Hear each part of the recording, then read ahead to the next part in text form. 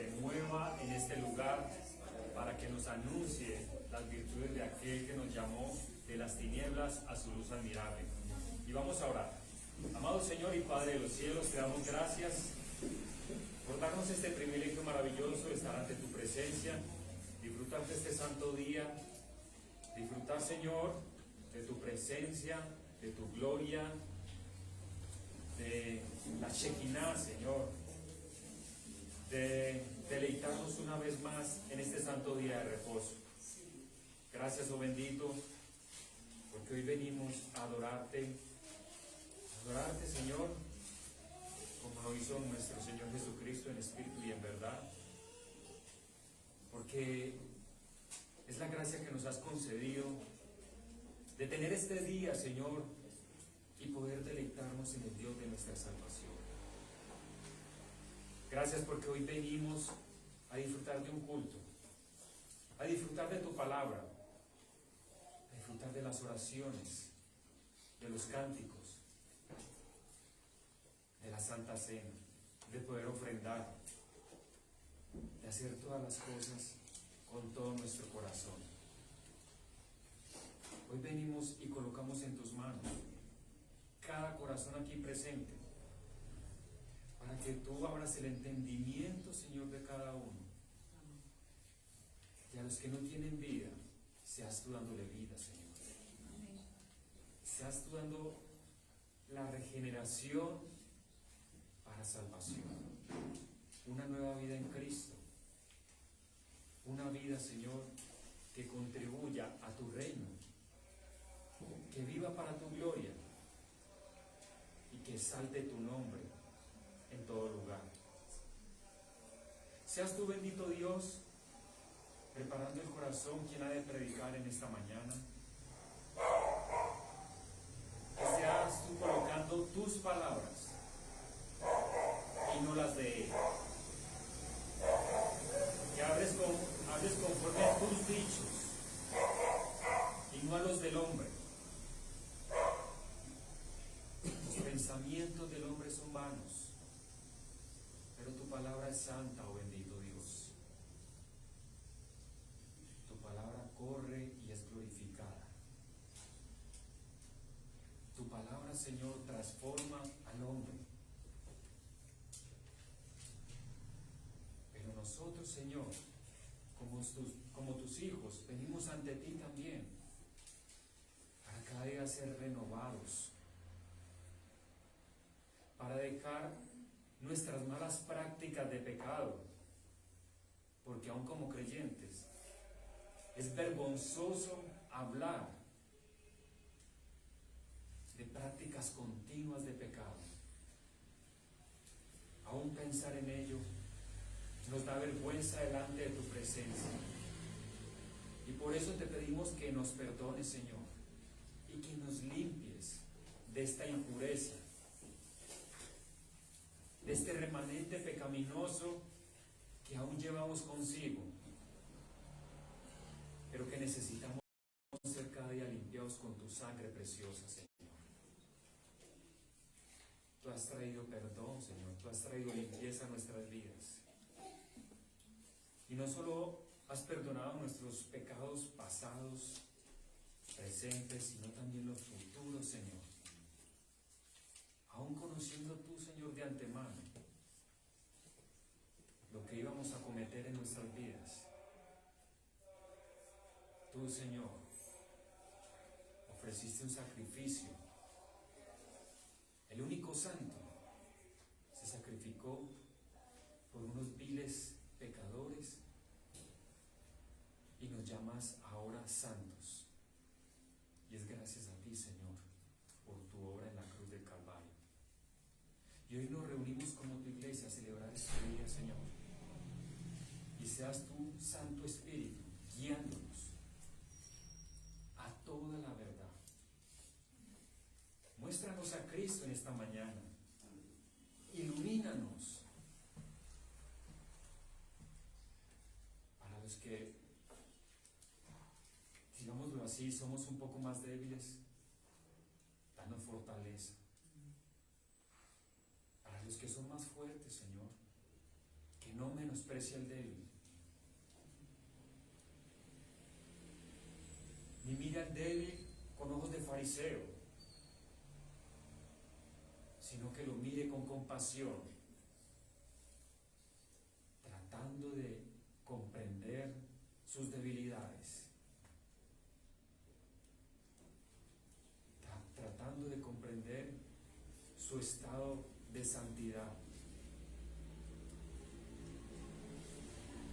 Que cada día en nosotros haya el sentir de Cristo, que seamos una viva imagen de nuestro Señor, que reina y vive por los siglos de los siglos. A ti sea la gloria en Cristo Jesús. Amén. Y amén. Bueno, mis amados hermanos, vamos a la lectura de la palabra que nos va a dirigir nuestro pastor Héctor, del capítulo 23 de Génesis. Se prepara nuestro hermano Samuel en el capítulo 24, 25 el hermano Piero y 26 el hermano Alessandro. Leemos la santa palabra del Señor en el nombre del Padre, del Hijo y del Espíritu Santo. Sara vivió 127 años y murió en Kiriat Arba, es decir, en la ciudad de Hebrón, en la tierra de Canaán. Abraham hizo duelo y lloró por ella. Luego se retiró donde estaba la difunta y fue a proponer a los hititas lo siguiente: entre ustedes yo soy un extranjero. No obstante, quiero pedirles que me vendan un sepulcro para enterrar a mi esposa. Los hititas le respondieron: escúchenos, Señor, usted es un príncipe poderoso entre nosotros. Sepulte a su esposa en el mejor de nuestros sepulcros. Ninguno de nosotros le negará su tumba para que pueda sepultar a su esposa. Abraham se levantó, hizo una reverencia ante los hititas del lugar y les dijo: si les parece bien que yo entierre aquí a mi difunta, les ruego que intercedan ante Efrón, hijo de Zohar, para que me venda la cueva de Macpela que está en los linderos de su campo. Díganle que me la venda en su justo precio y así tendré entre ustedes su sepulcro para mi familia. Efrón el hitita, que estaba sentado allí entre su gente, le respondió a Abraham en presencia de todos ellos y de los que pasaban por la puerta de su ciudad: no, señor mío, escúcheme bien, yo le regalo el campo y también la cueva que está en él. Los hijos de mi pueblo son testigos de que yo se lo regalo. Entierre usted a su esposa. Una vez más, Abraham hizo una reverencia ante la gente de ese lugar, y en presencia de los que allí estaban le dijo a Efrón: escúchenme, por favor, yo insisto en pagarle el precio justo del campo. Acéptelo usted, y así yo podré enterrar allí a mi esposa. Efrón le contestó a Abraham: señor mío, escúcheme, el campo vale 400 monedas de plata. ¿Qué es eso entre nosotros? Vaya tranquilo y entierre a su esposa. Abraham se puso de acuerdo con Efrón y en presencia de los hititas le pagó lo convenido, 400 monedas de plata, moneda corriente entre los comerciantes. Así fue como el campo de Efrón, que estaba en Macpela, cerca de Mamre, pasó a ser propiedad de Abraham, junto con la cueva y todos los árboles que estaban dentro de los límites del campo. La transacción se hizo en presencia de los hititas y de los que pasaban por la puerta de la ciudad. Luego Abraham sepultó a su esposa Sara en la cueva del campo de Macpela, que está cerca de Mamre, es decir, en Hebrón, en la tierra de Canaán. De esta manera el campo y la cueva que estaba en él dejó de ser de los hititas y pasó a ser propiedad de Abraham para su sepultura. Amén. Amén. Tomemos asiento, mis hermanos.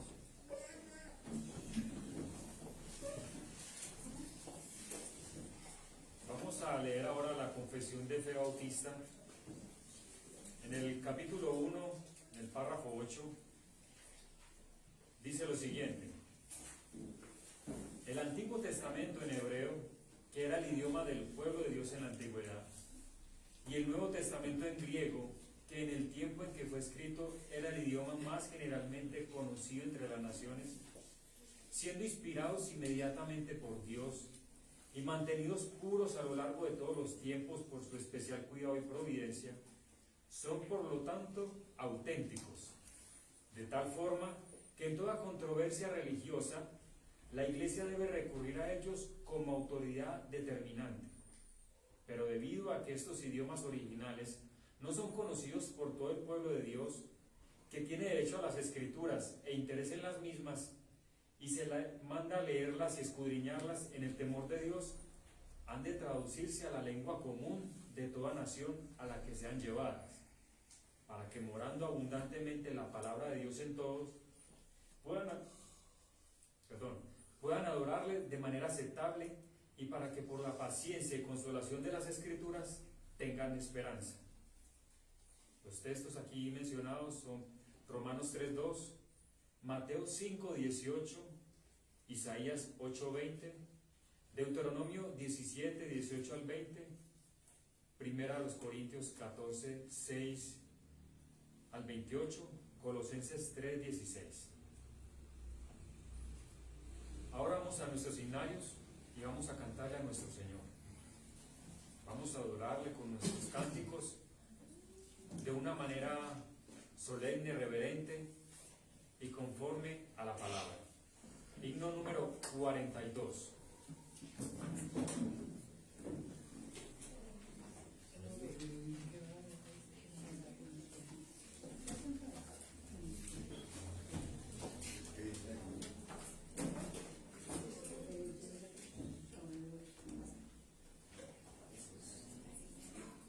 ¿Estamos todos allí, iglesia?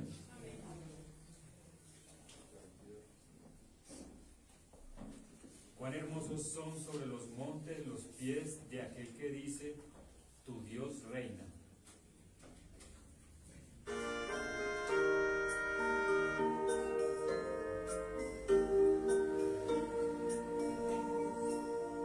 Cuán bellos son los pies de aquel que anuncia hoy noticias de Señor.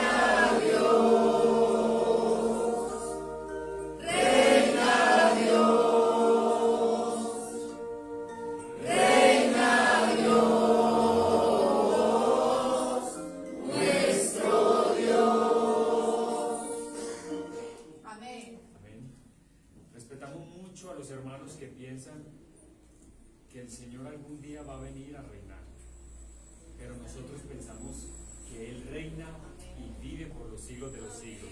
Amén. Vamos ahora al himno 192.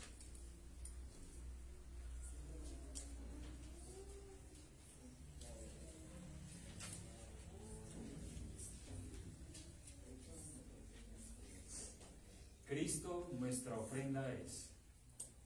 Con una sola ofrenda hizo perfectos para siempre a los santificados. Con una sola ofrenda, hermanos, fue suficiente y para siempre. Amén.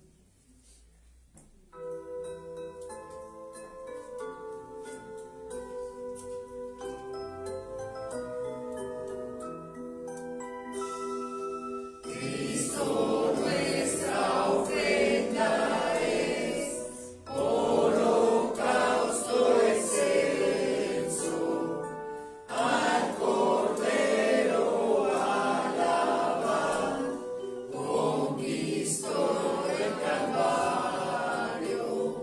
Santos seréis porque santo soy, yo Jehová vuestro Dios.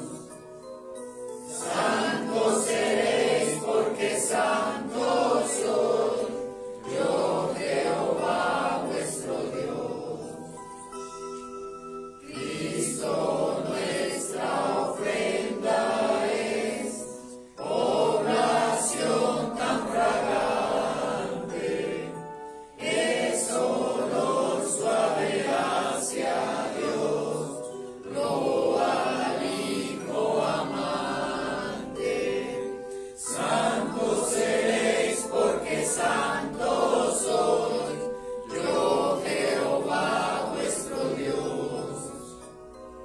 Santos seréis porque santo soy, yo Jehová vuestro Dios.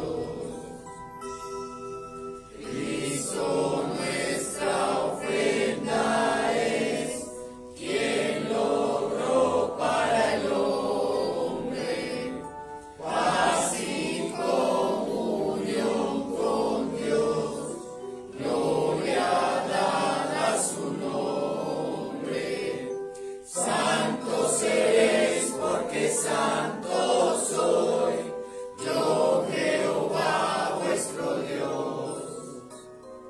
Santos seréis porque santo soy, yo Jehová vuestro Dios. Cristo nuestra ofrenda es, el que quita el pecado, por su muerte eficaz, vida ofrece al mundo. Santos seréis porque santo soy, yo Jehová vuestro Dios.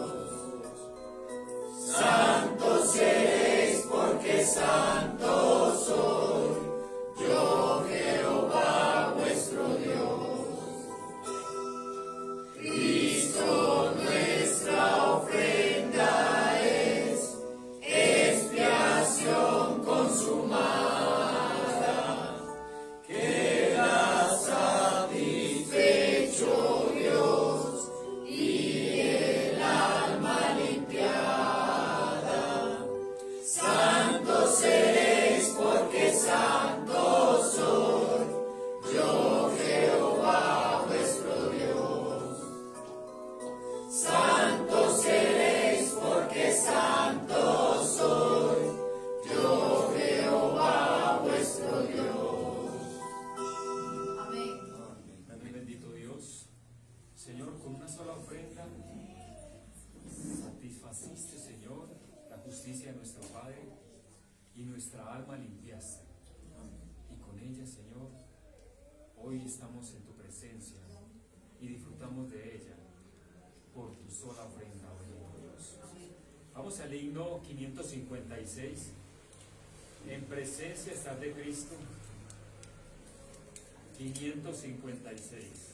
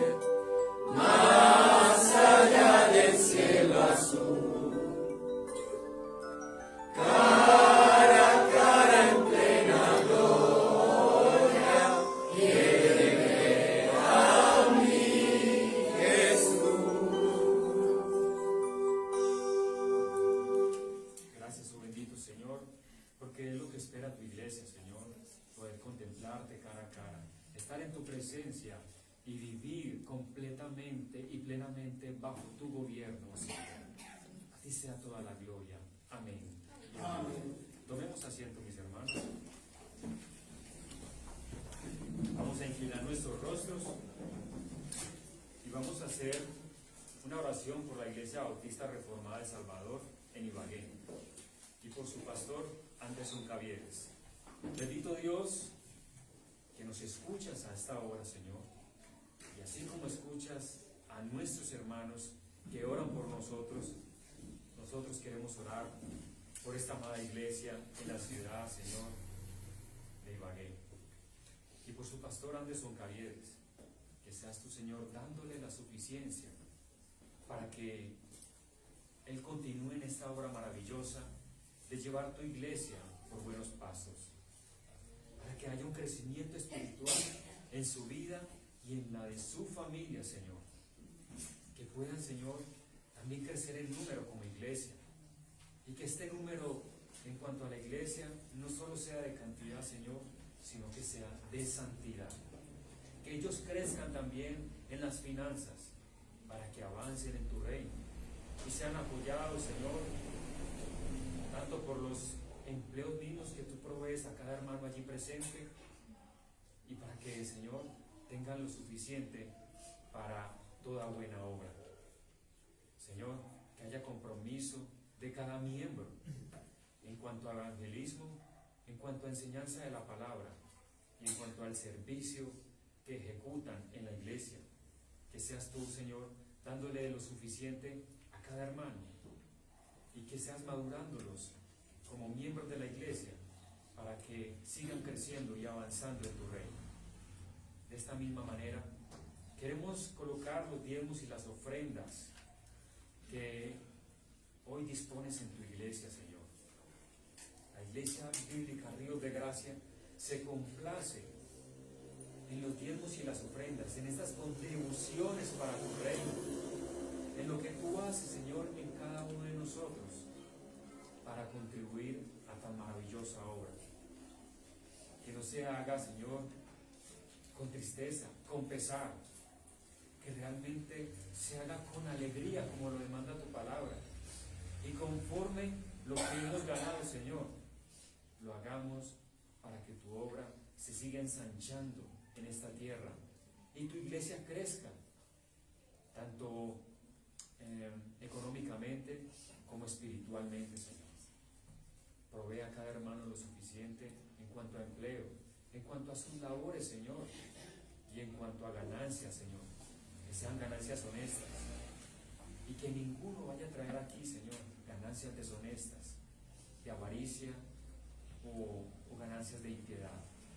Guarda a quien lo vaya a hacer, Señor, e impide que estas ofrendas sean contaminadas por dineros sucios y dineros mal habidos, Señor.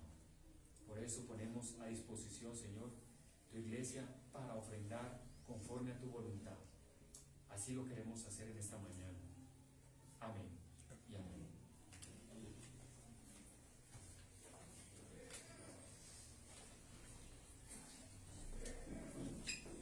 Yes, amén.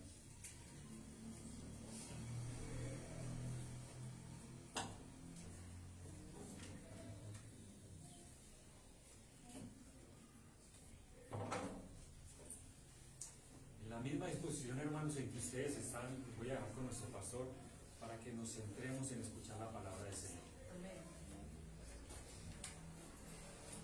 Muchas gracias, amado consiervo en el Evangelio. A todos los hermanos en la iglesia, muy buenos días. La gloria de nuestro Señor está en este lugar. Su Espíritu se mueve poderosamente en medio de nosotros. Su presencia mística, misteriosa, está aquí obrando de una manera poderosísima, y muy especialmente ante la exposición de la santa palabra del Señor. Un saludo muy especial para los hermanos que nos sintonizan por los medios virtuales, muy especialmente, por ejemplo, nuestra hermana Ángela, que ha tenido algunas aflicciones en su salud, los hermanos que sufren las aflicciones de la salud, otros por diferentes impedimentos no pueden formar parte del culto presencial. Un saludo para ustedes, un abrazo fraternal desde nuestra sede en el barrio Robledo Kennedy de Medellín. Bueno, después de estos saludos me permito entrar en la exposición de la palabra de Dios. El evento más importante de la historia humana, el evento que parte la historia de la humanidad en dos, es la venida de nuestro Señor Jesucristo al mundo, y dentro de esa venida especialmente su muerte como cordero de sacrificio en la cruz del Calvario.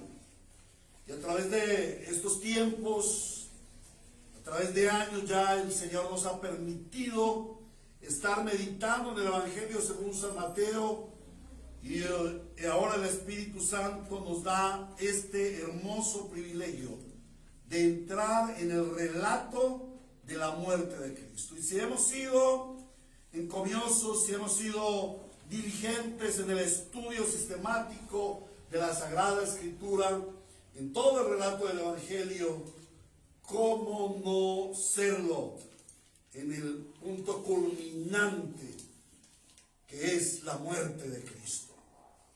De esta manera, hoy, durante no sé cuánto tiempo, el Señor nos va a llevar por este precioso pasaje de Mateo 27, 45 al 56, el cual nos relata la muerte de Cristo. Y les ruego el favor de que nos pongamos en pie, tengamos abierto el texto bíblico en Mateo 27, 45 a 56, y de manera reverente, honrosa a nuestro Señor vamos a orar para recibir el mensaje de la palabra de Dios. Y digo recibir porque es un regalo de Dios.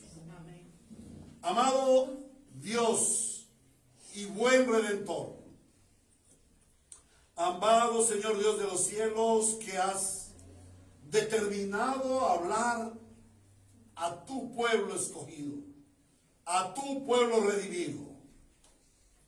En esta mañana nos has convocado por el poder de tu Espíritu Santo para que estemos frente a tu santa palabra. Señor Dios, somos conscientes de que aún estamos en este cuerpo de muerte, en este cuerpo de carne, que se resiste rebeldemente a escuchar tu voz y a obedecerla. Pero Señor, por el Espíritu Santo estamos aquí para doblegar nuestros corazones, para venir en arrepentimiento, y te decimos, Señor, habla, que tu pueblo escucha. Gracias por ser el único Dios que hablas a tu pueblo en voz audible. El resto de dioses son ídolos mudos. Tenemos el privilegio de oír, de escuchar, de atender la voz del Dios viviente y verdadero. Entonces, Señor, abre nuestra mente, abre nuestros oídos, abre nuestros sentidos, abre nuestro corazón, dispón de todo nuestro ser para que el poder del Espíritu Santo obre en nosotros el poder transformador de tu palabra. Y te suplicamos que nos hagas sumisos a tu santa palabra. Te suplicamos que edifiques hoy a tu iglesia, que tu iglesia pueda conocerte más, profundizar en la riqueza de la sabiduría y del conocimiento de Dios que te ha placido revelar a los santos. Pero también suplicamos por aquellos que de una u otra manera tú has traído para que escuchen este mensaje. Te suplicamos para que en tu poder obres arrepentimiento, obres fe, obres salvación, por la majestuosidad y el poder de tu Santo Espíritu que está obrando en medio de nosotros. Y también humildemente te pido, Señor, ten compasión de este tu siervo, porque pesada carga pusiste en mis hombros el preparar el mensaje de la palabra de Dios. Perdóname porque no he estado delante de ti lo suficiente para escuchar el santo decreto. Perdóname porque aún me falta mucho para llegar a ser ese profeta de tu palabra. Pero por tu asistencia, este siervo inútil se convierte en un siervo útil a tus propósitos. No soy yo, eres tú, Señor. Potencia mi voz para que sea instrumento de gloria y alabanza a tu nombre, instrumento de edificación a la iglesia, instrumento de conversión a los perdidos. Gracias porque el Espíritu Santo es todopoderoso, Dios que obra en mí para exponer fielmente tu Santa Escritura y que finalmente seas tú honrado y glorificado por los siglos de los siglos en tu iglesia. Amén y amén. Esto dice el Espíritu Santo a su iglesia bíblica Ríos de Gracia. En el nombre del Padre, del Hijo y del Espíritu Santo leemos la palabra del Señor. Mateo 27:45 en adelante. Desde el mediodía y hasta la media tarde, toda la tierra quedó en la oscuridad. Como a las 3 de la tarde, Jesús gritó con fuerza: Elí, Elí, lama sabactani, que significa: Dios mío, ¿por qué me has desamparado? Cuando lo oyeron, algunos de los que estaban allí dijeron: está llamando a Elías. Al instante, uno de ellos corrió en busca de una esponja, la empapó en vinagre, la puso en una caña y se la ofreció a Jesús para que bebiera. Los demás decían: déjalo a ver si viene Elías a salvarlo. Entonces Jesús volvió a gritar con fuerza y entregó su espíritu. En ese momento, la cortina del santuario del templo se rasgó en dos, de arriba a abajo. La tierra tembló y se partieron las rocas. Se abrieron los sepulcros y muchos santos que habían muerto resucitaron. Salieron de los sepulcros y después de la resurrección de Jesús, entraron en la ciudad santa y se aparecieron a muchos. Cuando el centurión y los que con él estaban custodiando a Jesús vieron el terremoto y todo lo que había sucedido, quedaron aterrados y exclamaron: verdaderamente este era el Hijo de Dios. Estaban allí mirando de lejos muchas mujeres que habían seguido a Jesús desde Galilea para servirle. Entre ellas se encontraban María Magdalena, María la madre de Jacobo y de José, y la madre de los hijos de Zebedeo. Palabra de Dios.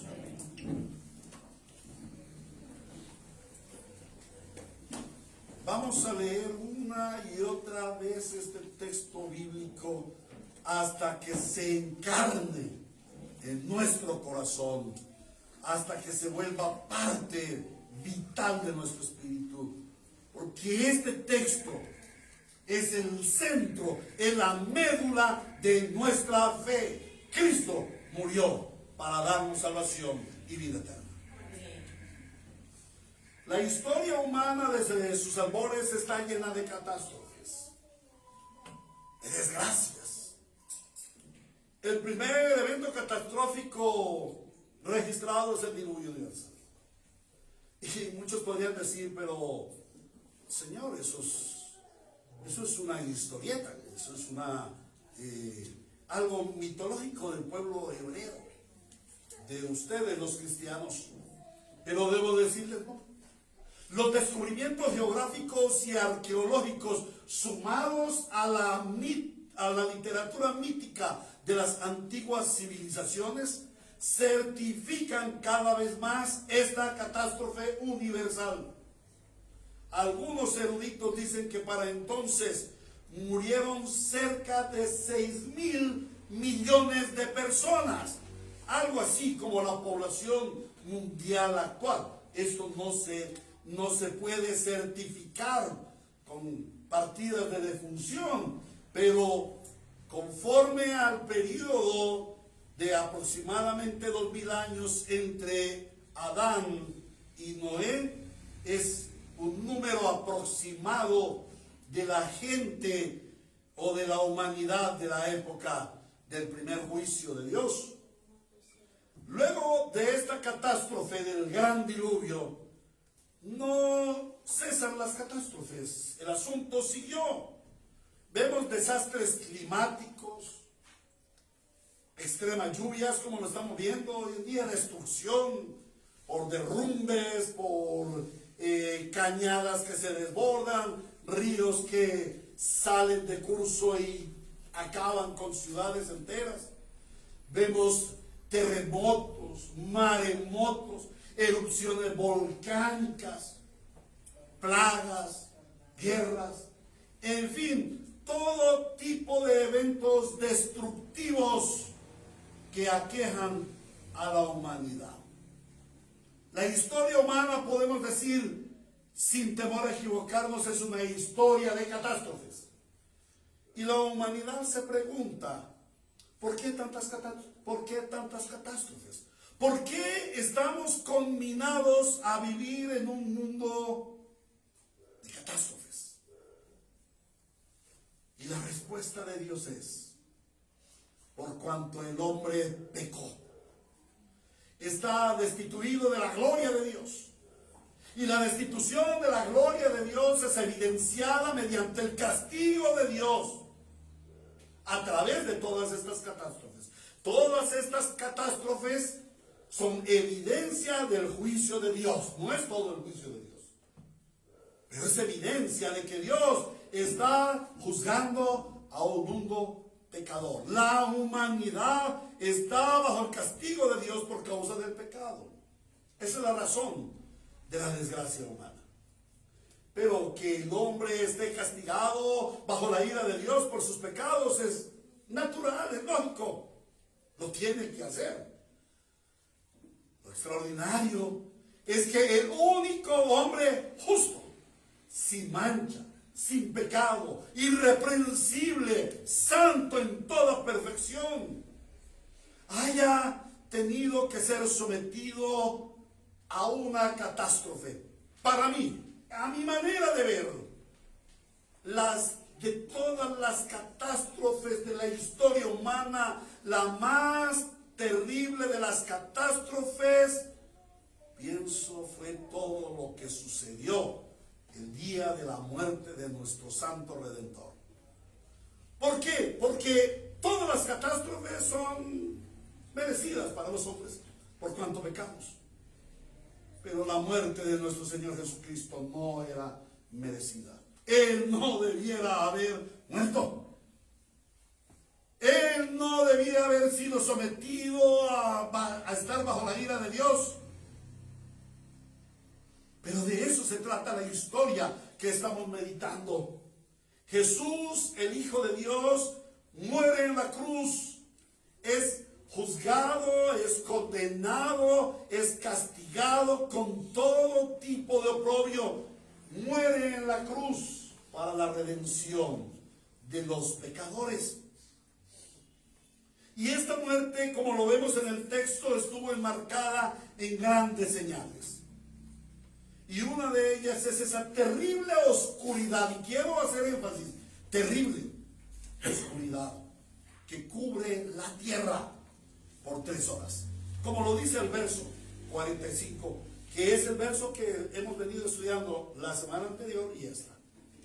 Desde el mediodía y hasta la media tarde, toda la tierra quedó en oscuridad. En el sermón anterior meditamos en 2 aspectos importantes de lo sucedido. Lo primero es la aparición de las tinieblas. ¿Cómo? ¿Cómo fue que aparecieron las tinieblas? Y en segundo lugar meditamos acerca del significado de las tinieblas. ¿Por qué vienen esas tinieblas? ¿Cómo es que suceden o qué significan esas tinieblas? Ahora en el sermón de esta mañana estaremos meditando sobre las tinieblas como el juicio de Dios. Y ese es el título de esta mañana, del sermón de esta mañana. Las tinieblas, el juicio de Dios en las tinieblas. El juicio de Dios en las tinieblas. Ahora vamos a meditar las tinieblas como juicio de Dios, en primer lugar sobre Cristo, en segundo lugar sobre los hombres y en tercer lugar como un anuncio escatológico. 3 puntos que observaremos sobre el texto que hemos leído esta mañana. Primero, el juicio de Dios sobre Jesús. Segundo, el juicio de Dios sobre los hombres. Y tercero, el juicio de Dios escatológico. El Espíritu Santo nos dirige a meditar en el juicio de Dios sobre el Señor Jesús. En la Escritura, el Señor describe las tinieblas como señal de juicio sobre los hombres por causa del pecado. Por ejemplo, en Éxodo capítulo 10, versículo 21-23, esta fue una de las plagas contra el faraón de Egipto, su nación, por causa de su pecado. Y dice así la palabra del Señor en Éxodo 10, 21-23. El Señor le dijo a Moisés: levanta los brazos al cielo para que todo Egipto se cubra de tinieblas. Tinieblas tan densas que se pueden palpar. Y Moisés levantó los brazos al cielo y durante 3 días todo Egipto quedó envuelto en densas, en pesadas, en gruesas tinieblas. Durante ese tiempo, los egipcios no podían verse unos a otros, ni moverse de su sitio. Sin embargo, en todos los hogares israelitas había luz. Cuán precioso relato del juicio de Dios sobre Egipto.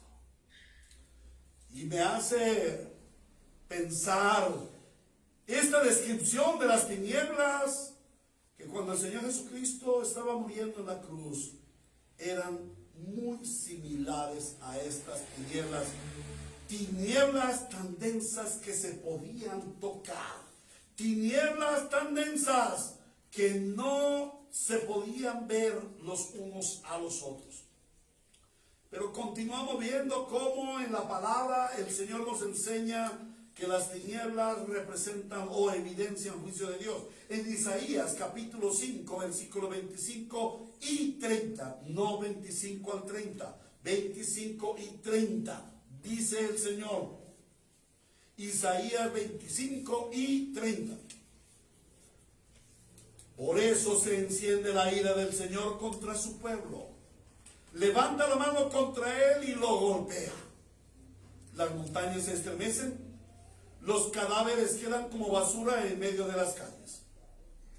Con todo no se aplacó su ira y su brazo aún sigue extendido. En aquel día bramará contra ella como brama el mar. Si alguien contempla la tierra, la verá sombría y angustiada. La luz se ocultará tras negros nubarrones, tinieblas, trayendo el juicio de Dios. Joel capítulo 2, versículo 30 y 31. Joel, capítulo 2, versículo 30 y 31. En esos días derramaré de mi espíritu aún sobre los siervos y las siervas. En el cielo y en la tierra mostraré prodigios. Sangre, fuego y columnas de humo. El sol se convertirá en tinieblas y la luna en sangre antes que llegue el día del Señor, día grande y terrible. Anuncio de juicio. Sofonías capítulo 1, versículos 14 al 17. Ya se acerca el gran día del Señor. A toda prisa se acerca. El estruendo del día del Señor será amargo, y aún el más valiente gritará. Día de ira será aquel día. Día de acoso y angustia, día de devastación y ruina, día de tinieblas y penumbra, día de niebla y densos nubarrones, día de trompeta y grito de batalla contra las ciudades fortificadas, contra los altos bastiones. De tal manera acosaré a los hombres que andarán como ciegos, porque pecaron contra el Señor. Su sangre será derramada como polvo y sus entrañas como estiércol. ¿Qué estaba anunciando Sofonías? Estoy más que seguro. Podemos estar más que seguros, conforme a la analogía de la fe, que el Señor estaba anunciando este día en que el juicio de Dios vendría sobre Cristo. Un día de ira de Dios. un día de acoso y de angustia sobre Cristo, un día de devastación y ruina, día de tinieblas y penumbras. Luego vemos en Apocalipsis capítulo 6, versículos 12 y 13. El Señor le muestra al vidente Juan, al apóstol Juan. Vi que el Cordero rompió el sexto sello y se produjo un gran terremoto. El sol se oscureció como si se hubiera vestido de luto. La luna entera se tornó roja como la sangre, y las estrellas del firmamento cayeron sobre la tierra como caen los higos verdes de la higuera sacudida por el vendaval. Juicio de Dios. Como lo vimos en el sermón anterior, estas tinieblas que cubrieron la tierra no fue un simple fenómeno natural, casual en ese momento, no. Fue el poder de Dios que vino con juicio sobre la faz de la tierra, pero de manera muy especial sobre su Hijo Jesucristo. Y en primer lugar vemos el castigo de Dios sobre su Hijo, porque Él asume la misión de redención del hombre pecador. Jesús, como hijo de hombre, por eso Él, siendo hijo de Dios, se hace hijo de hombre. Como hijo de hombre tenía que sufrir los rigores del castigo correspondiente a los hombres pecadores. Y esto nos hace un anuncio: Dios castigará rigurosamente al pecador. Jesús, siendo la luz eterna y habiendo brillado como luz a los hombres, como lo dice Juan capítulo 1, ahora tenía que sufrir el rigor de las tinieblas. ¿Y por qué Él tenía que sufrir el rigor de las tinieblas? Porque ese era el rigor determinado, o ese fue el rigor determinado por Dios desde que nuestro padre Adán pecó. Cuando Adán cayó en pecado, él fue expulsado del Edén. Y el Edén era la ciudad de la luz. El Edén era el lugar de la luz, era el lugar placentero. Y a pesar de que no haya un texto bíblico en donde diga que el Edén era el lugar de la luz, podemos saberlo, porque en el Edén, lo más importante del Edén es la presencia de Dios. Y Dios es luz, y no hay ninguna tiniebla en él. Y lo podemos saber porque cuando todo se consume en el Apocalipsis, al final del presente siglo malo y en la perfección del siglo venidero, viviremos en luz inaccesible, en luz inagotable, en una luz que es más resplendorosa que la luz del sol del mediodía, como estaba aquel mediodía la luz del sol. Adán fue expulsado del reino de la luz y pasó a ser quebrantado bajo el reino de las tinieblas. Quebrantado es la palabra, roto, despedazado. Por tanto, para que el Señor Jesús pudiera pagar el precio de nuestra redención, Él tenía que ser igualmente quebrantado. Las mismas tinieblas que vinieron sobre Adán, a las mismas tinieblas que fue sometido Adán, ahora el Hijo del Hombre tenía que ser sometido. Para que el redimido pudiera ser trasladado del reino de las tinieblas al hermoso reino de su admirable luz, el Señor Jesús, quien es la luz, tenía que ser rebajado al lamentable estado del reino de la oscuridad. Este era uno de los requisitos sustitutivos. Esto tenía que hacer el Señor Jesús como sustituto de pecadores. Otro aspecto a meditar es que en el sufrimiento vicario de Cristo, Él ya había sido sometido 3 horas al castigo de los hombres. Los hombres lo habían castigado, bofeteado, le habían latigado, después hicieron una corona de espinas, le habían escupido, se habían burlado. Todo lo habían hecho los hombres en aquellas 3 horas de 9 a 12 de la mañana, Él colgado en la cruz. Pero en las 3 horas más cercanas a su muerte, Él venía a asistir a una cita. Él venía a ser sometido al castigo del Padre. Jesús es juzgado por Dios en esas 3 horas. ¿Y por qué juzgado por Dios? Los hombres lo juzgaron falsamente, pero la palabra de Dios dice que Dios es juez justo. ¿De qué tenía que juzgar a aquel que no cometió pecado? Lo tenía que juzgar por el pecado de los redimidos, por el pecado de su pueblo. Fue juzgado el que no merecía venir a juicio, ni siquiera tenía que ser convocado, pero Él vino de manera voluntaria para sufrir el juicio del Padre. Pero no solamente sufrió el juicio, sino que también sufrió el castigo de Dios. Toda la ira de Dios en aquella cruz se desató sobre el Hijo Santo, que cargaba el pecado de los pecadores, la inmundicia de todos nosotros los pecadores. Pero no bastó con ser juzgado y castigado, sino que también nuestro Señor Jesús es abandonado de Dios. Y esto es lo que debe sufrir el pecador. Esto es lo que sufre el pecador: juicio de Dios, castigo de Dios y abandono de Dios.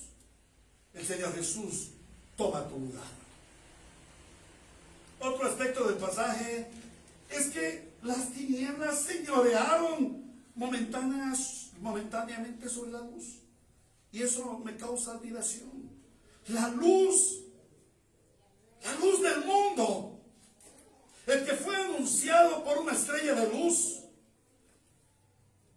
el que fue anunciado por una luz resplandeciente a los pastores, ahora se apagaba. Aquella llama resplandeciente era un pábilo humeante. Momentáneamente la luz estaba señoreando, las tinieblas señoreaban al que era la luz eterna, resplandeciente, al que vino a dar luz a los hombres sumidos en la más densa tiniebla. Ahora Él estaba siendo oprimido por esas tinieblas. Aparentemente las tinieblas estaban triunfando, y me imagino que hubo fiesta en el Averno. Habían apagado la luz y ahora se iban a señorear de toda la humanidad. Ahora someterían al reino a la más densa oscuridad. Pero no era así. El plan de Dios nos habla de una gran realidad. Cristo se rebajó a recibir la opresión de las tinieblas para absorberlas, para derrotarlas. Cristo sí fue oprimido por las tinieblas porque tenía que sufrir, pero no fue vencido por ellas. Él estaba absorbiendo la ira de Dios, pero finalmente brilla la luz y las tinieblas no pueden prevalecer contra ella. Esto nos ha de llevar a reflexionar sobre nuestro pecado. Observemos la cruz de Cristo. Vámonos por un momento a los pies de aquella cruz. Cristo, siendo la luz, se rebaja a sufrir las tinieblas, las más densas tinieblas del pecado. Y allí, ante esta situación, hemos de preguntarnos: ¿es esto justo? ¿Es justo que quien es la luz ahora sufra tinieblas? De ninguna manera. Porque ese castigo no debiera ser sobre él, porque él no pecó. Debiéramos ser nosotros quienes estuviéramos allí. Pero como lo dijo el Señor a Juan el Bautista al comenzar su ministerio en el bautismo en el Jordán, Juan le dice: Señor, no soy yo quien te bautizara. debiera ser yo el bautizado por ti. ¿Y qué le responde el Señor Jesús? Hazlo pronto, porque así conviene que se cumpla toda justicia. Jesús ya estaba anunciando que él tenía que soportar el juicio de las tinieblas para hacer toda justicia en favor de los pecadores redimidos. El justo pagó por los injustos para que nosotros los injustos fuésemos justificados por la gracia. Ahora, meditemos en el gran valor del sacrificio expiatorio de nuestro Señor Jesucristo a los pies de aquella cruz. El Señor Jesús, la luz, sufriendo ser cubierto de tinieblas. Cuánto aborrece la luz a las tinieblas, pero ahora tenía que ser sometido a las densas tinieblas. Oh, cuán grande es el valor del sacrificio expiatorio de nuestro Señor Jesucristo. Él tenía que someterse a las tinieblas para que nosotros pudiéramos ser luz y vivir en comunión eterna con el Dios que es luz. El asunto no es que Él murió para salvarnos simplemente. No, Él murió para darnos la luz en la cual podemos permanecer a la luz del Dios de luz eternamente. Cuán amor tan grande nos ha dado el Padre al darnos a su Hijo que es luz, la luz verdadera, para que los que estábamos en tinieblas pudiéramos brillar eternamente. En segundo lugar, el Espíritu nos enseña que este también es un juicio de Dios sobre los hombres.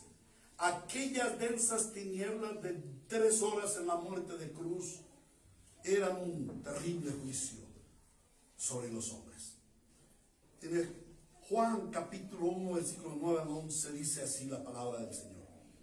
Esa luz verdadera, la que alumbra a todo ser humano, venía a este mundo. El que era la luz ya estaba en el mundo, y el mundo fue creado por medio de él, pero el mundo no lo reconoció. Vino a lo que era suyo, pero los suyos no lo recibieron, los suyos lo rechazaron. Las tinieblas no solamente se cernieron sobre el crucificado, sobre Jesús. Todo hombre, y pienso todo hombre, pudo sentir el rigor de aquellas tinieblas. Todo hombre de esa época, en la China y en la Conchinchina, en Palestina y en las antípodas, todo hombre pudo sentir el rigor de las tinieblas. Yo no sé si alguno de ustedes ha experimentado literalmente un fenómeno de tinieblas, así sea por unos minutos. Menos un fenómeno como el que ocurrió el día de la muerte del Señor. No podríamos decir lo que serían unas terribles tinieblas. Pero cuántas veces cuando vivías bajo el poder del maligno, muerto en tus delitos y pecados, sentiste el gélido frío de las tinieblas. A mí me sucedió muchas veces. Aterrorizado contemplé la muerte tan cerca de mí. Cuando el pecado se señoreaba y me daba placeres mundanos, pero luego me los cobraba con el miedo al implacable juicio de Dios. En muchas ocasiones tuve que sentir el rigor del juicio de Dios. Y a pesar de que en la tierra hiciera un sol canicular y quizás en la tierra el calor estuviera a 40 grados, el frío en todo mi ser era intenso, congelado por el juicio de Dios, con un miedo terrible al implacable juicio de Dios. Y estos momentos fueron angustiosos e insoportables. Glorioso nuestro Salvador, que me libró de semejante condenación eterna. Porque eso que yo sentía por unos momentos, por unas horas, quizás por unos días, era lo que tendría que sentir eternamente en el infierno. Pero pensemos por un momento. Esto fue lo que le sucedió a aquellos hombres que estaban ante dantesco espectáculo. Vayámonos por un momento a Jerusalén, en aquella época. El Señor Jesús, Dios, el Señor en los cielos, había visto cómo los malvados hombres habían escarnecido, violentado y burlado a su precioso Hijo. Es cierto, esto correspondía al decreto de Dios. Esto tenía que suceder así para el cumplimiento del plan de Dios de redención de su pueblo escogido. Pero el hecho de que sea el decreto de Dios no exime la responsabilidad de aquellos hombres. Conforme a la fe judía, la oscuridad de las tenebrosas tinieblas era un castigo de Dios para ellos y premonizaban el terrible castigo de Dios para ellos. Las tinieblas confrontaban a aquellos hombres con su pecado. Después de 3 horas enardecidos, gritando y ofendiendo al santo Hijo de Dios, ahora por estas tinieblas estaban siendo silenciados por el Padre. Se burlaron del Señor Jesús como lo hizo Satán, pidiendo señal. Oh, si eres el Hijo de Dios, danos señal.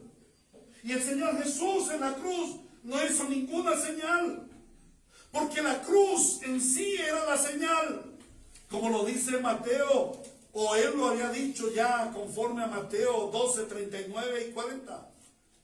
Cuando los fariseos le pidieron una señal, Jesús les contestó: esta generación malvada y adúltera pide una señal milagrosa, pero no le será dada más señal que la del profeta Jonás. Porque así como 3 días y 3 noches estuvo Jonás en el vientre de un gran pez, también 3 días y 3 noches estará el Hijo del Hombre en las entrañas de la tierra. Y yo les pregunto, ¿cuál sería la luz que tenía Jonás en el vientre del gran pez? Una terrible oscuridad.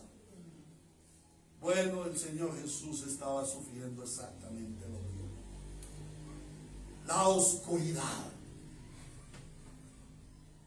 Ahora, ante esa situación en que los judíos pedían señal, el Padre les responde: ¿querían señal? Ahí tienen su señal. Desataré mi ira sobre ustedes y vendrá mi juicio sobre ustedes. Pues saben bien que mi señal de juicio son las densas tinieblas, y a ustedes no les espera más que una horrenda expectación de juicio. Y yo pregunto, ¿cómo se sentirían aquellos malvados? ¿Podrías ponerte en las botas de aquellos hombres que injuriaron al Señor Jesús? De aquellos transeúntes que le miraron en la cruz y se burlaron, de aquellos que le escupieron, de aquellos soldados que se burlaban poniéndole una corona de espinas y le refregaban sus heridas poniéndole un manto. ¿Cómo se sentirían al ver esas densas tinieblas? Pero el texto nos dice que hubo tinieblas en toda la tierra. Y a pesar de que algunos dicen, no, es que allí la palabra tierra se refiere a la región de Galilea, a la región de la Palestina, o quizás a una parte de esa Eurasia. Para mí, conforme no a la revelación, sino a mi fe, el Espíritu Santo me lleva a concluir que aquellas tinieblas fueron sobre toda la tierra. ¿Y por qué sobre toda la tierra? Porque toda la tierra está poblada de pecadores. La palabra de Dios dice que no hay ni uno bueno.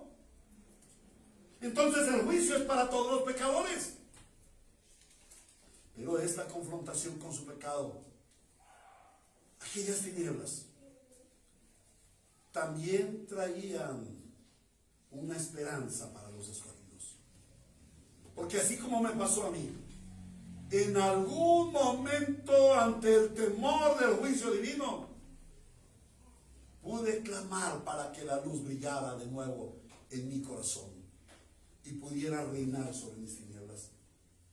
Así el Señor, al morir en la cruz, no solamente estaba anunciando juicio, también estaba trayendo luz de salvación, para que todo aquel que en él crea no se pierda, sino que tenga la vida eterna. Las pavorosas tinieblas estaban anunciando a los hombres que la luz había venido, pero que por su grave maldad ahora los hombres estaban apagando la luz. Aquellas tinieblas estaban diciendo: la luz del mundo ya no alumbrará. Lo más terrible para el pecador es morir esclavizado bajo las tinieblas del pecado. La presencia de Dios estaba abandonando el mundo y luego vendrá el juicio. Lo peor del juicio es la ausencia de Dios. Lo peor del infierno eterno es la ausencia de Dios en la muerte eterna de los condenados. ¿Y por qué han de ser condenados? Si realmente los malos son Hitler, Garavito, Uribe, en fin. La palabra de Dios dice en Juan 3, 18 y 19: el que cree en él no es condenado, pero el que no cree ya está condenado. ¿Por qué? Por no haber creído en el nombre del Hijo unigénito de Dios.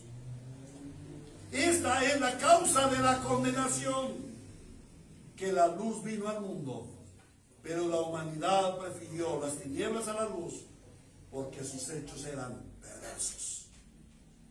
Y no está hablando ni de Hitler, ni de Garavito, ni de Trump.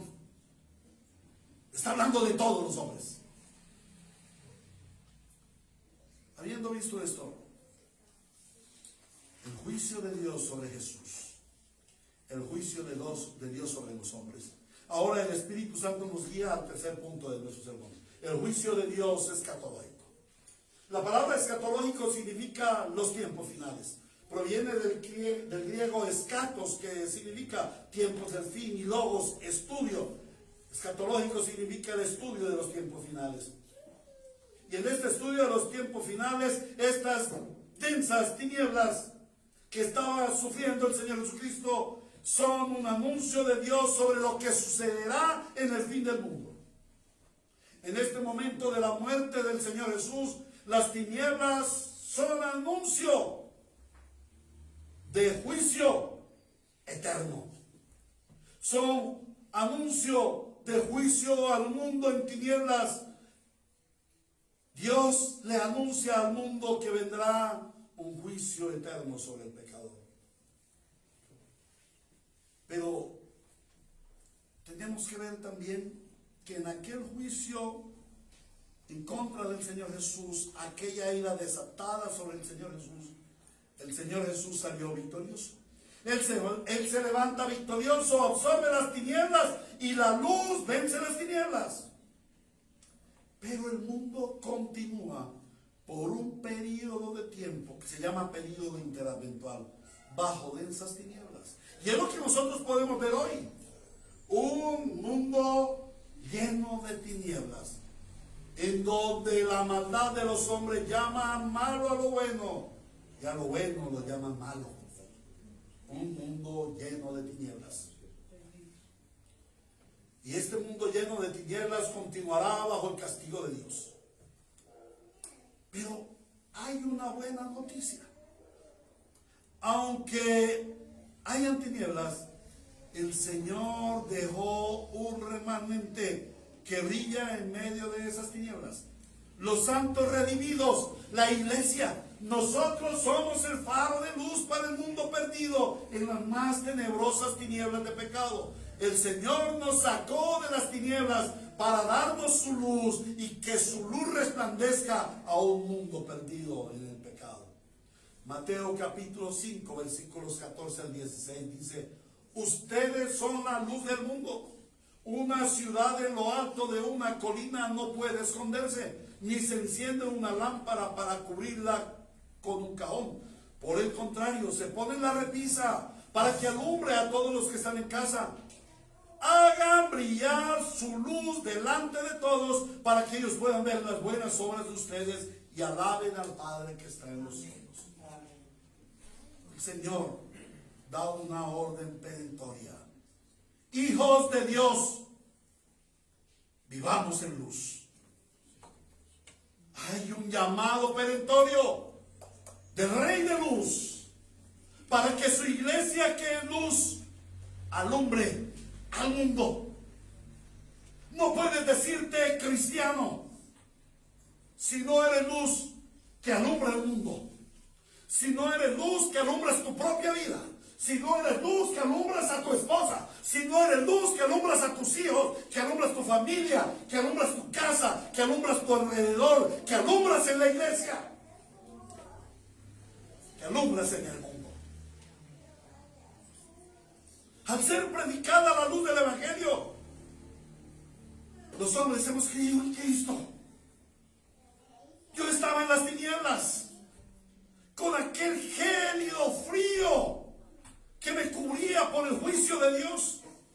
Pero vino la luz, alumbró mi vida, me arrancó de las tinieblas, me trasladó al reino de la luz, me dio el fuego del Espíritu Santo para vivir en el calor del reino de Dios. ¿Por qué muchos cristianos permanecen fríos ante el fuego del Espíritu? La luz del Evangelio debe brillar. El Evangelio debe ser predicado, porque cuando se predica el Evangelio, brilla la luz, los hombres reciben la luz y son trasladados de las tinieblas a la luz. ¿Y qué hacen los trasladados de las tinieblas a la luz? Esperamos el regreso de la luz. Pero la palabra también nos habla de otros hombres que persisten en sus pecados. Dice Juan 3 que ellos prefieren las tinieblas a la luz. Pero no solamente prefieren las tinieblas a la luz, sino que persiguen la luz, persiguen a la iglesia y pretenden vencer a la luz. Oh, pero el día vendrá, dice el Señor, en el que aquella luz verdadera volverá al mundo a brillar en su plenitud. Pero esa luz ya no vendrá como luz salvadora, ahora vendrá como luz que evidencia las tinieblas y el pecado y las someterá al santo juicio de Dios. Como lo dice Apocalipsis 6:12 al 17. Vi que el Cordero rompió el sexto sello y se produjo un gran terremoto. El sol se oscureció como si se hubiera vestido de luto. La luna entera se tornó roja como la sangre. Y los higos verdes de la higuera sacudida, y las estrellas del firmamento cayeron sobre la tierra como caen los higos verdes de la higuera sacudida por el vendaval. El firmamento desapareció como cuando se enrolla un pergamino, y todas las montañas y las islas fueron removidas de su lugar. Los reyes de la tierra, los magnates, los jefes militares, los ricos y los poderosos y todos los demás, esclavos y libres, se escondieron en las cuevas y entre las peñas de las montañas. Todos gritaban a las montañas y a las peñas: caigan sobre nosotros y escóndanos de la mirada del que está sentado en el trono y de la ira del Cordero que da la luz, porque ha llegado el gran día del castigo. Entonces, ¿quién podrá mantenerse en pie? Sin duda alguna, el juicio del Señor vendrá y será el final de este mundo de tinieblas, representado en aquellas 3 horas de tiniebla que se encendieron sobre nuestro Señor. Ahora la luz brillará por siempre. Y sus redimidos viviremos por la eternidad en sus mansiones de luz. ¡Oh, cuán gloriosa esperanza para nosotros los pecadores redimidos!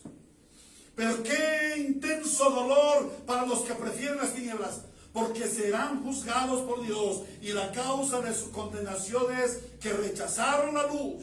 Y su condenación entonces será que por la eternidad estarán bajo la opresión más terrible de las tinieblas. Y lo peor de aquel infierno será ausencia total de la luz, sin Dios, sin esperanza. Por ello, esta mañana estoy en la obligación de llamar a todos los que están bajo tinieblas, aquellos que aún no han conocido a Cristo como su Señor y Salvador, pero también a aquellos que aún conociendo a Cristo como su Señor y Salvador, quieren seguir viviendo bajo el gobierno de las tinieblas. Han abierto de par en par las puertas del pecado para que gobiernen su vida. ¿No les ha bastado la opresión que las tinieblas le han hecho por años?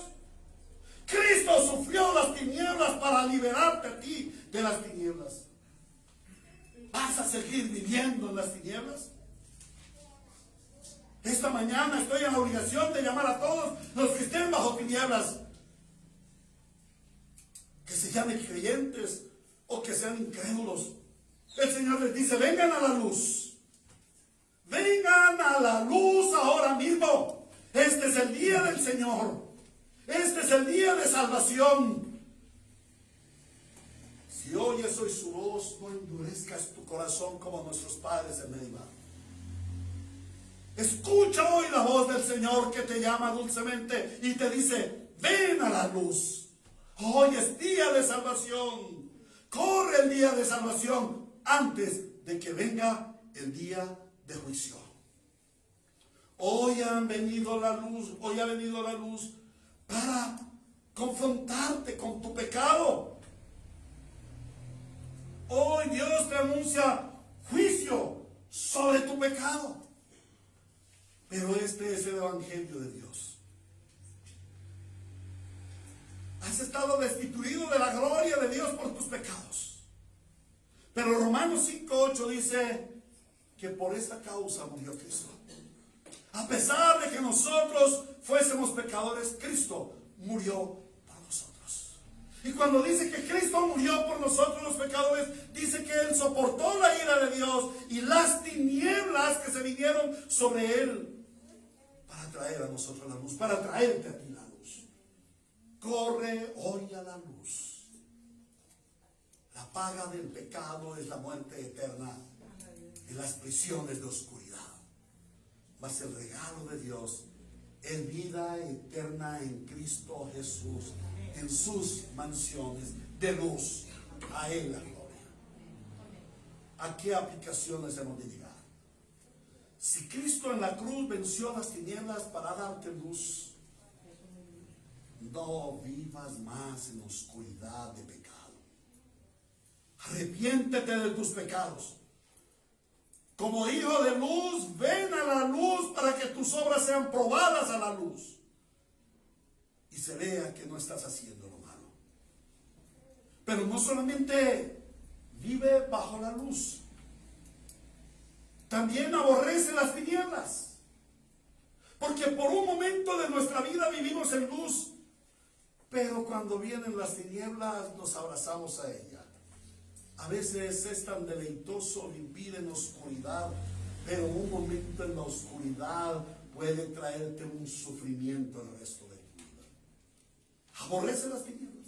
¿Y por qué aborrecer las tinieblas? Porque fue por las tinieblas que nuestro Señor Jesucristo, nuestro amante redentor, murió en la cruz. Es suficiente razón para odiar a las tinieblas. Las tinieblas fueron la causa de la muerte de Cristo el Santo. Las tinieblas fueron el castigo de Cristo. No odias las tinieblas, ódialas. Porque ellas fueron las que causaron la muerte de tu Señor. La segunda aplicación es: ven a la cruz y contempla la luz que emana de la cruz. Y cuando ven la luz, no un cuerpo muerto, débil y sin sentido, porque Él no quedó en la cruz.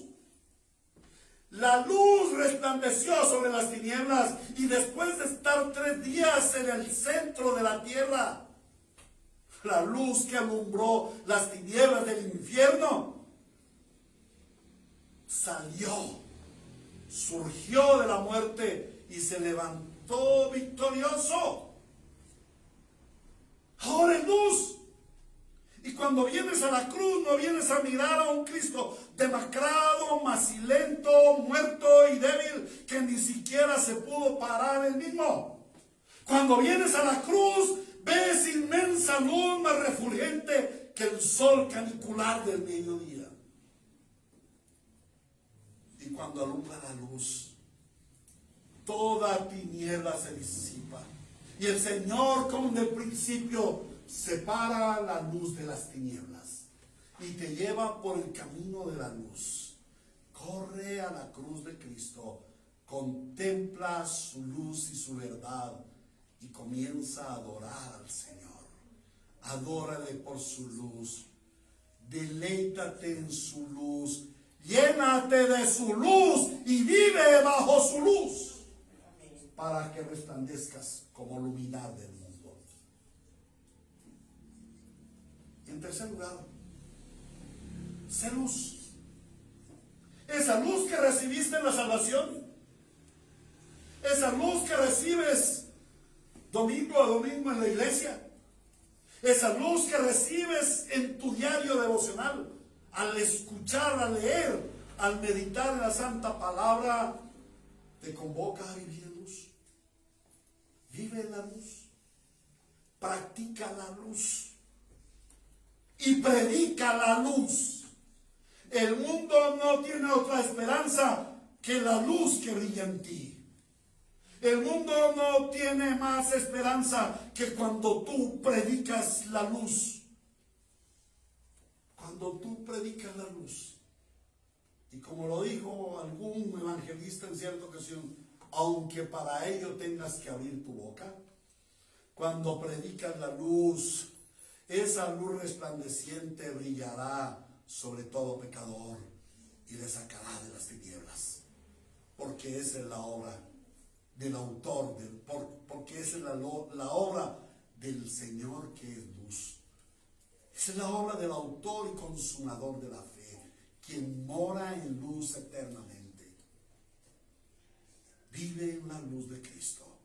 Solo a Dios sea la gloria en su iglesia. Que la iglesia bíblica Ríos de Gracia sea una iglesia que nos admiramos en la luz y venimos permanentemente a la luz, para que toda tiniebla en nosotros sea disipada, echada al fuego. Que seamos una iglesia que ama su luz, una iglesia que amamos estar ante la luz, pero una iglesia que al recibir la luz vivimos en luz y predicamos al mundo en tinieblas la luz verdadera que es Cristo. Oremos. Amado Dios, que eres luz, hoy podemos comprender esa maldición, ese juicio cargado sobre Cristo. Él lo soportó para librarnos a nosotros del juicio eterno. Él soportó toda la ira de Dios y siendo luz se sometió a sufrir las tinieblas para absorber toda tiniebla y como luz vencer y tener la victoria eterna, para que la luz definitivamente brille sobre toda tiniebla. Las tinieblas jamás se extinguirán a la luz, y la luz que hiciste resplandecer en nosotros jamás va a ser extinguida, porque tú guardarás tu luz en nuestros corazones, en nuestro ser, en nuestra vida, en nuestro diario caminar. Por favor, Señor, haz brillar tu luz en mí. Haz brillar tu luz en mí como pastor de este pequeño y hermoso rebaño al cual nos diste tu luz admirable. Haz resplandecer tu luz sobre cada uno de mis hermanos, pero haz anhelar tu luz a cada hermano. Que ninguno al quedarse en su casa los domingos se goce en medio de esas tinieblas que está viviendo, o al contemplar un leve haz de luz mirando un televisor o una pantalla de computador. Produce en cada uno de nosotros un anhelo ferviente por venir a donde están las lámparas que brillan, la luz de Cristo, la iglesia que no se esconde debajo de un mueble, sino que se pone alto, muy alto, como un faro que resplandezca y alumbre a las tinieblas. Asístenos, Señor, porque ya somos luz, hijos de luz, con el destino de la luz eterna. Ahora llévanos a vivir esa luz apasionadamente, intensamente. Ayúdanos a brillar por tu Espíritu Santo con una luz refulgente que enceguezca a las tinieblas. Asístenos, Señor, para hacer tu luz. En el nombre de Cristo Jesús nos disponemos para que tú obres en nosotros la vida en luz. A ti la gloria, el honor y la alabanza por los siglos de los siglos. Amén y amén. Amados hermanos que nos sintonizan por los medios virtuales, nuestra oración es que brille en ti la luz. El Señor te bendiga. El Señor te dé una semana llena de su luz. Corre a su luz, que es la palabra. Intima con la luz, que es la oración. Y reúnete con la luz, que es la iglesia. Te esperamos próximo domingo, 9 de la mañana, la escuela dominical. 10:30, el culto al Señor. Los amamos en el Señor. Dios le bendiga.